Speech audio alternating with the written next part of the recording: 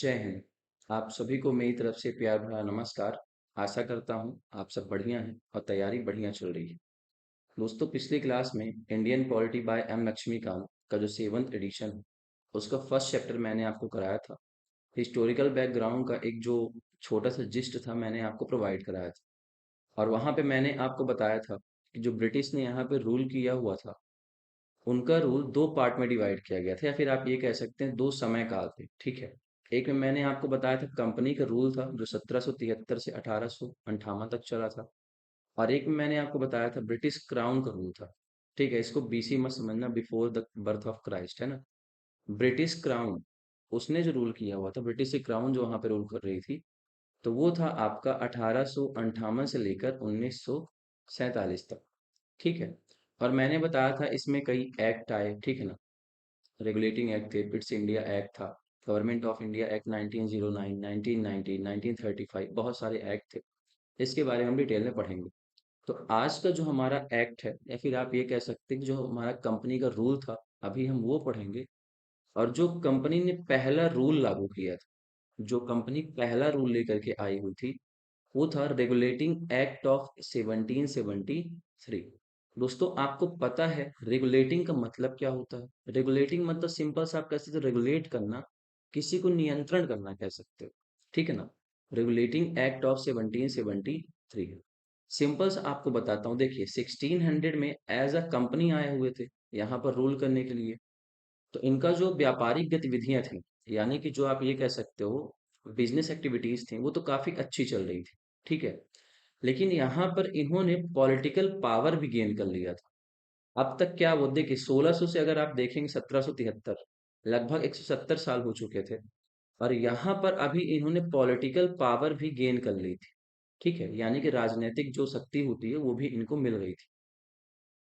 तो इसमें क्या हुआ दोस्तों, मैंने आपको पिछली क्लास में जैसे बताया था, कुछ जगह का इन्हें जो रेवेन्यू कलेक्शन करने का हक होता है वो भी मिल गया था।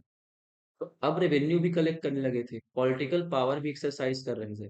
तो धीरे धीरे इन्होंने अपनी जो एक्टिविटीज थी उसको एक्सपेंड किया हुआ, तो बढ़ाया हुआ। उसी के संदर्भ में कंट्रोल करने के लिए कंपनी जो रूल कर रही थी, तो पार्लियामेंट ने कहा कि हम यहाँ पे कंट्रोल करेंगे। ठीक है ना, आप व्यापार कर रहे हैं अच्छी बात है, पर उस पर नियंत्रण थोड़ा बहुत हमारा भी होना चाहिए। तो पार्लियामेंट ने रेगुलेटिंग एक्ट ऑफ 1773 पास किया हुआ था। ठीक है। अब 1773 रेगुलेटिंग एक्ट पास करने के पीछे कुछ रीजन रहा होगा। ठीक है।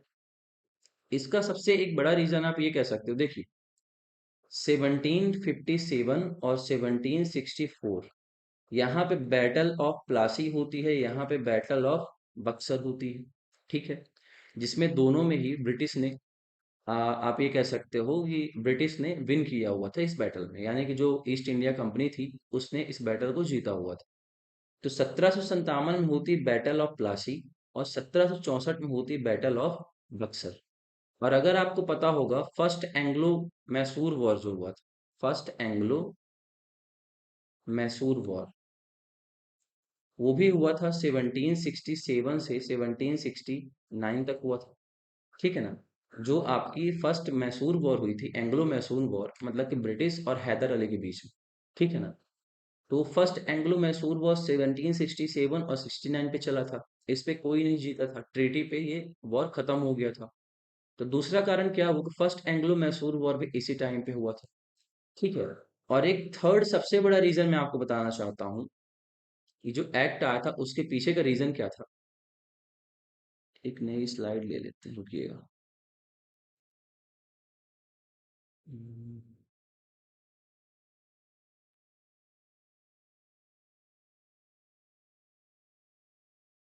चलिए देखिए, मैं आपको बताता हूँ कि जो आपका एक्ट था। देखिए, सबसे पहले तो मैंने बताया battle of Plassey, battle of Buxar. ठीक है।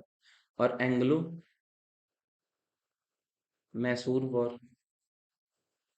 ठीक है। दो कारण ये हो गए। तीसरा कारण क्या था कि अमेरिका,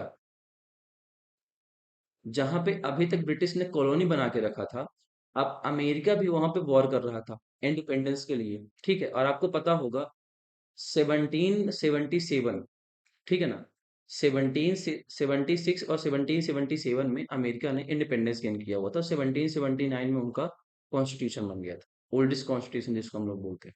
ठीक है।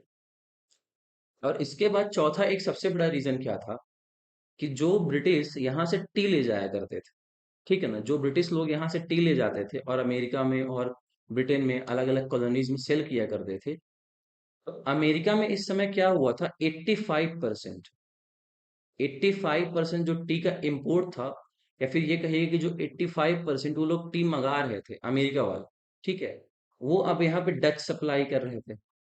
ठीक है ना, अब यहाँ पे डच सप्लाई कर रहे थे। तो ब्रिटिश ब्रिटिश का, या फिर आप ये कह सकते हो ईस्ट इंडिया कंपनी का जो टी में शेयर था वो काफी कम हो गया था, बहुत ज्यादा घट गया था। ठीक है। तो इसकी वजह से क्या हुआ कि ये लोग अपना ज्यादा अर्निंग नहीं कर पा रहे थे। टी से इनको बहुत ज्यादा अर्निंग हुआ करती, टी और मसाले से। ठीक है। कभी अर्निंग नहीं कर पा रहे थे। तो ये आप ये कह सकते हैं चार मुख्य रीजन है। कभी कभी होता है इंटरव्यू में आपसे पूछ लिया जाता है, ठीक है, फिर आपको हिस्टोरिकल बैकग्राउंड भी लिखना हो तब लिख सकते हैं। तो देखिए, पहला तो बैटल ऑफ प्लासी था 1757, battle of Buxar 1764, Anglo Mysore war 1767 से चला 1769 तक, अमेरिका ने इंडिपेंडेंस गेन किया 1777 में। टी का जो इम्पोर्ट था 85% तक डच कर रहे थे। ठीक है ना, यानी कि डच लोग अमेरिका में सप्लाई कर रहे थे। अमेरिका के पर्सपेक्टिव से देखोगे इम्पोर्ट था, और डच के पर्सपेक्टिव से देखोगे तो एक्सपोर्ट था। ठीक है। तो ब्रिटिश का ये सब कुछ कम हो गया था। एक सबसे बड़ा रीजन आपको बताता हूँ, पांचवा रीजन क्या था, ब्राइब। ब्राइब मतलब पता आपको, घूस। ठीक है ना। तो देखिए, कंपनी व्यापार कर रही थी, लेकिन कंपनी के जो ऑफिशियल थे ना, यानी कि कंपनी के जो ऑफिसर कह सकते हो, ऑफिशियल कहिए, ऑफिसर कहिए, जो कंपनी में काम कर रहे थे, वो बहुत ज्यादा ब्राइब ले रहे थे, खुद का फायदा देख रहे थे। इसकी वजह से क्या हुआ, कंपनी के पास अब रेवेन्यू कमी आ रही थी। कई युद्ध लड़े, कई वॉर किया इन्होंने, तो इनके पास पैसे की कमी आ रही थी। तो ब्रिटेन में क्या था कि आपको टैक्स भी देना पड़ता था, पार्लियामेंट को आपको टैक्स भी देना पड़ता था। लेकिन कंपनी ने कहा कि वी डोंट हैव मनी, हमारे पास पैसे ही नहीं। ठीक है। अब ये टैक्स नहीं पे कर पा रहे थे, अब गवर्नमेंट ये रेवेन्यू नहीं दे पा रहे थे। जो ब्रिटिश पार्लियामेंट थी, ये लोग उसको रेवेन्यू नहीं दे पा रहे थे, राजस्व नहीं दे पा रहे थे। तो जो ब्रिटिश की पार्लियामेंट थी उसने सोचा कि चलिए ठीक है, हमारी ईस्ट इंडिया कंपनी काफी अच्छी कंपनी है, तो डूब रही है, थोड़ा बहुत हम इसकी मदद कर देते हैं। तो ब्रिटेन में जो बैंक था, तो वहां से इनको लोन दिया गया, यानी कि ईस्ट इंडिया कंपनी को ही लोन दिया गया, ताकि ये कंपनी अच्छे से फंक्शन करती रहे। पर कहा गया कि आप वहां फंक्शन करेंगे, हमने आपको रेवेन्यू दिया हुआ है, तो हम आपके ऊपर नजर भी रखेंगे, हम कंट्रोल भी देखेंगे कि आप कैसे उन चीजों को वहां पे परफॉर्म कर रहे हैं। ठीक है। तो पांच रीजन आप नॉर्मली लिख सकते हो कि battle of Buxar, battle of Plassey, ठीक है ना, एंग्लो मैसूर वॉर, अमेरिका की वॉर ऑफ इंडिपेंडेंस, और इसी के अलावा आप कह सकते हो टी का जो एक्सपोर्ट था वो काफी कम हो गया था। ठीक है ना, डच वहां पे ज्यादा एक्सपोर्ट कर रहे थे, ब्रिटिश का शेयर 85% से घट गया था। और पांचवा रीजन आप कह सकते हैं फिनेंस की कमी थी, उनके पास अब ज्यादा पैसे भी नहीं थे। ठीक है। चलिए, तो उम्मीद है यहाँ तक आपको चीजें क्लियर हो गई होंगी कि किस वजह से इस एक्ट को लाया गया था। जो आप पढ़ते हैं रेगुलेटिंग एक्ट ऑफ 1773, किस वजह से यहाँ पे लाया गया था। देखिए, ये जो आप लोग कह रहे होंगे, सोच रहे होंगे सर ये तो हम पॉलिटी पढ़ रहे हैं, आपने हिस्ट्री पढ़ा दिया, दोनों इंटर रिलेटेड है। ठीक है ना। अगर हिस्ट्री थोड़ा बहुत समझ लिए उस समय पे क्या चल रहा था वहां पे, तो आपको इन चीजों का जिस्ट पता चल जाए कि ऐसा क्यों किया गया, ये सब एक्ट जो थे वो क्यों लाए गए। ठीक है। चलिए, तो देखते हैं। This act was of great constitutional importance. जो ये एक्ट लाया गया था, तो कॉन्स्टिट्यूशन के आधार पे, मतलब आप ये कह सकते हो संविधान के आधार से अगर देखा जाए, तो ये काफी इंपॉर्टेंट एक्ट था हमारे लिए, बहुत महत्वपूर्ण था, यूजफुल भी कह सकते हो आपको। ठीक है ना। अब इसके प्रोविजन क्या थे वो देखते हैं, वन बाय वन देखेंगे। पहला जो आपका प्रोविजन था, या फिर आप ये कह सकते हैं पहली जो इसमें बात मेंशन की गई थी, ये थी, it was the first step taken by the British government to control and regulate the affairs of the East India Company in India. कहता है कि पहला स्टेप था, यानी पहला कदम था ईस्ट इंडिया कंपनी को कंट्रोल करने का। जो ब्रिटिश की पार्लियामेंट थी, यानी कि आप ये कह सकते हो जो ब्रिटेन की पार्लियामेंट थी, ठीक है ना, फिर आप ये कहिए ब्रिटेन की जो गवर्नमेंट हुआ करती थी, उसका पहला स्टेप था, पहला कदम था इस तरफ कि कंट्रोल एंड रेगुलेट, नियंत्रण करेंगे और रेगुलेट भी करके रखेंगे। कंट्रोल करना है हमको और रेगुलेट करना है द अफेयर्स, वहां पे क्या काम कर रहे हैं, कैसे काम कर रहे हैं, इन सबको कंट्रोल करने का पहला कदम था ब्रिटिश गवर्नमेंट का to the East India Company in India. कि सिंपल सा है, ईस्ट इंडिया कंपनी को हम कैसे कंट्रोल करेंगे, क्या अफेयर वो करेंगे वहां पे, क्या काम करेंगे, उन सब गतिविधियों पे हम नजर रखेंगे। इसके प्रति ब्रिटिश गवर्नमेंट का ये पहला स्टेप। ठीक है, चलिए, तो उम्मीद है ये पॉइंट आपको समझ में आया होगा। सेकंड देखते हैं, सेकंड इसका मुख्य पॉइंट क्या था। It recognise for the first time, पहली बार ऐसा हुआ कि इसने रिकॉग्नाइज किया हुआ था, पहचाना या फिर महत्व दिया the political and administrative function of the company, कि कंपनी कैसे पॉलिटिकली फंक्शन कर रही है और कैसा उसका एडमिनिस्ट्रेशन है इंडिया में, इसके बारे में कंट्रोल करना है हमें, कैसे ये फंक्शन कर रहे हैं, कैसे रेगुलेट करना, ये भी इनका पहला कदम था। ठीक है ना, फॉर द फर्स्ट टाइम, मतलब आप ये कह सकते हो लगभग 150 साल में, 1600 से आज 1773 की बात कर रहे हैं, लगभग 170 साल आप कह सकते हो। 150 साल में लगभग ब्रिटेन की पार्लियामेंट जो थी उसका पहला कदम था कि हम ये देखेंगे कि इंडिया में ईस्ट इंडिया कंपनी कैसे पॉलिटिकली और एडमिनिस्ट्रेटिव फंक्शन को वो परफॉर्म कर रही है। यानी राजनैतिक काम जो होते हैं और एडमिनिस्ट्रेशन मतलब होता है जैसे सुचारू ढंग से व्यवस्था बनी हुई है कि नहीं बनी हुई, उसके बारे में। ठीक है, तो ये इनका पहला कदम था। आगे देखते हैं, थर्ड हमारा प्रावधान इसमें क्या दिया हुआ था। It let down the foundations of central administration in India. अब क्या होता है कि इंडिया में सेंट्रल एडमिनिस्ट्रेशन की नींव रखी जाती है। यहाँ पे सेंट्रल एडमिनिस्ट्रेशन यानी आपको पता होना चाहिए, जैसे आप लोग बोलते हो सेंट्रलाइजेशन, एकीकरण। ठीक है, आप ये कहते हैं एकीकरण, सेंट्रलाइजेशन की बात हो रही है। तो ब्रिटेन की पार्लियामेंट ने क्या किया कि एक पावर को एक जगह इकट्ठा कर दिया था। देखिए, एक वर्ड होता सेंट्रलाइजेशन और एक वर्ड होता डिसेंट्रलाइजेशन। जैसे आपको पता होगा कि जब 73rd और 74th कॉन्स्टिट्यूशन अमेंडमेंट एक्ट पास किया गया, जिसके आने से हमारे यहाँ पंचायती राज और म्यूनिसिपैलिटी सिस्टम को लागू किया गया, तो ये डिसेंट्रलाइजेशन की प्रोसेस थी कि मतलब जो हमारी स्टेट गवर्नमेंट है उसका थोड़ा कार्यभार कम किया जाए और ग्रास रूट लेवल पे ये कार्यभार सौंप दिया जाए। और सेंट्रलाइजेशन का मतलब ये होता है कि सारी की सारी पावर एक ही पर्सन के पास हो। जैसे मान लीजिए मैंने कहा कि सारी की सारी पावर जो है मतलब कि रूरल लेवल की, ये कह सकते हो ग्रास रूट लेवल की, फिर स्टेट गवर्नमेंट की, सब कुछ कौन ले लेता? सेंट्रल गवर्नमेंट, यानी कि हमारी यूनियन गवर्नमेंट ले लेती। तो इसको सेंट्रलाइजेशन कहा जाता है। यहाँ पे ठीक वही बात लिखी है, it let the foundations of central administration in India. हमारे भारत में सेंट्रल एडमिनिस्ट्रेशन की फाउंडेशन रखी गई थी, नींव रखी गई थी।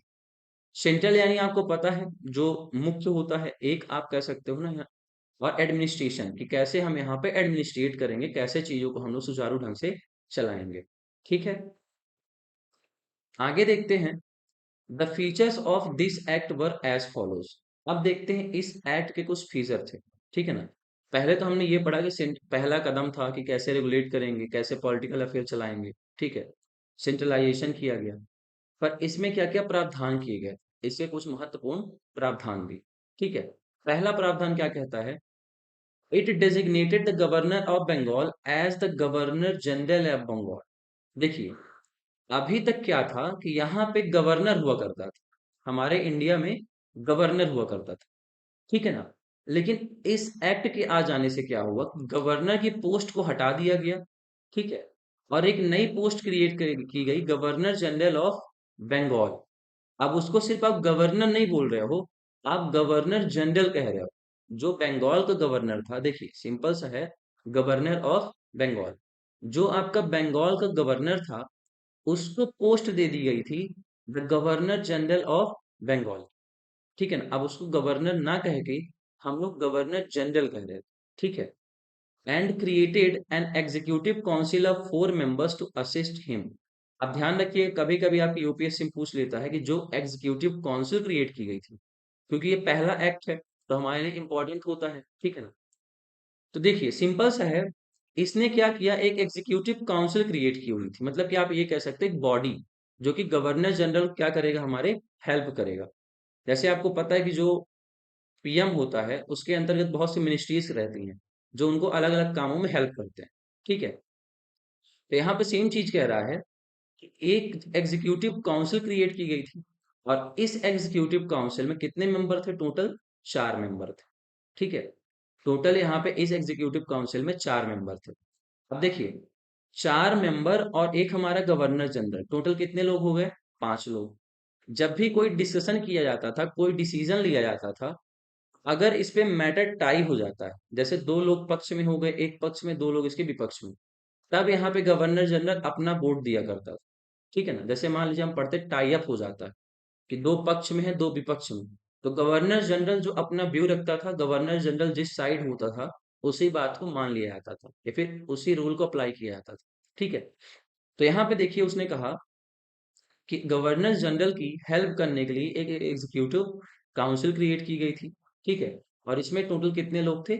4 लोग थे। ठीक है? मेंबर्स टू असिस्ट हिम, मतलब उनकी हेल्प करने के लिए एक एग्जीक्यूटिव काउंसिल बनाई गई। टोटल 4 मेंबर थे।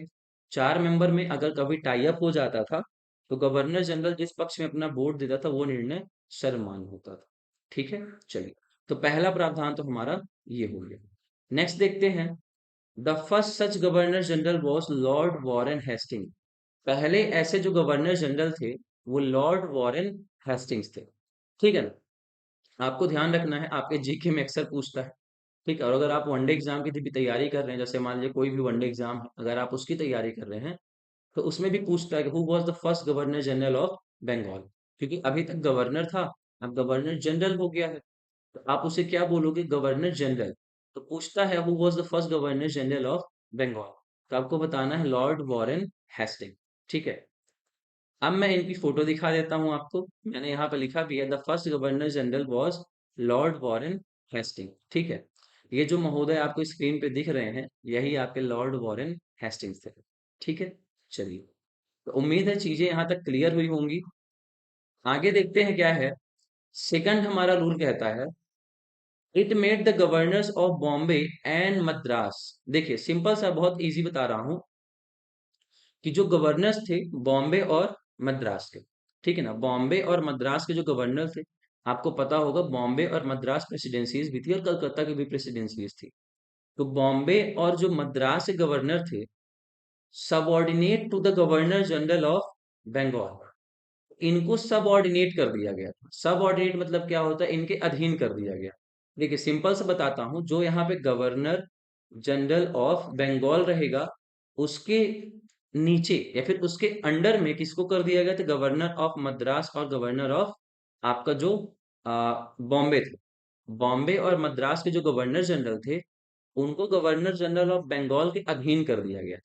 जैसे आपके स्कूल में क्या होता है, प्रिंसिपल होते हैं, ठीक है ना, फिर उनके नीचे वाइस प्रिंसिपल और बाकी टीचर रहते हैं, तो प्रिंसिपल के अधीन कर दिया गया सबको। ठीक है? तो ऐसे ही समझिए कि बंगाल का जो गवर्नर जनरल था, यानी कि लॉर्ड वॉरेन हेस्टिंग जो थे, उनके नीचे दोनों को सबऑर्डिनेट कर दिया गया था, मद्रास और बंगाल के, सॉरी, बॉम्बे के गवर्नर।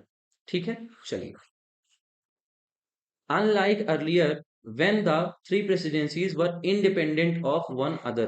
इसके पहले क्या था?